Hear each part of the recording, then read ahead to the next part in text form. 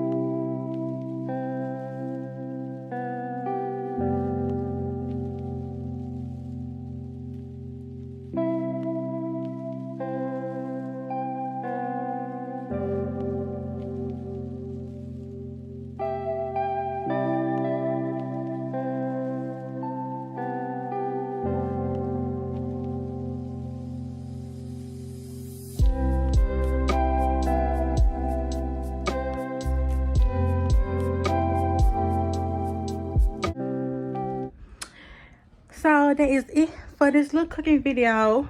We just got out the tub, and you know, y'all should know our little routine already. You know, as we got out the tub, y'all should know that. So I hope y'all like this video. Make sure y'all comment down below to see, give us some ideas. Well, give me some ideas to do while I am home, because me and Leon got some videos planned out when he get home Tuesday. That's next week, next Tuesday. So